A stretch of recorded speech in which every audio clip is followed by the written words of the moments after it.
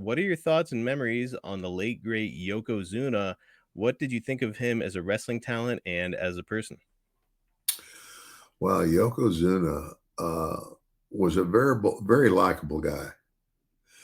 He was, very likable guy. I don't think anybody, I can't think anybody that had any huge issue with Yokozuna. Just a good, very good guy.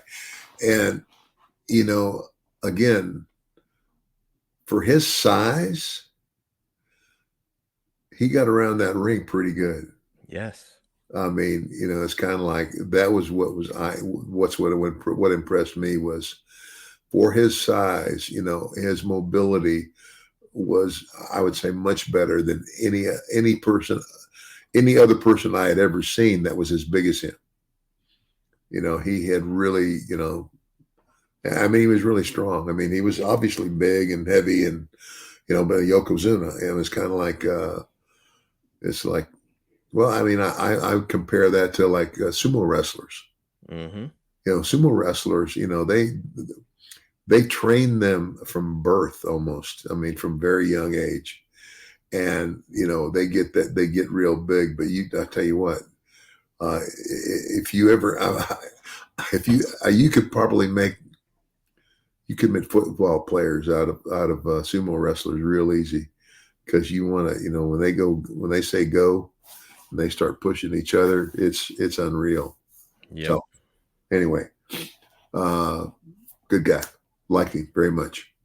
Did you know that John Tenta was a sumo wrestler before he got into pro wrestling? Yes, I did. He's a Yeah, pretty impressive guy. yeah, yeah. He was. And so Jake tells a story about being backstage and he and Haku decided to try each other in a friendly way, in like a sumo style wrestling match in the locker room. Any chance you were present for that? I missed it. I wish I'd have been there. What'd Jake say about it? Jake said everybody got the hell out of the way. Well, yeah. Well, and again, I'll go this far.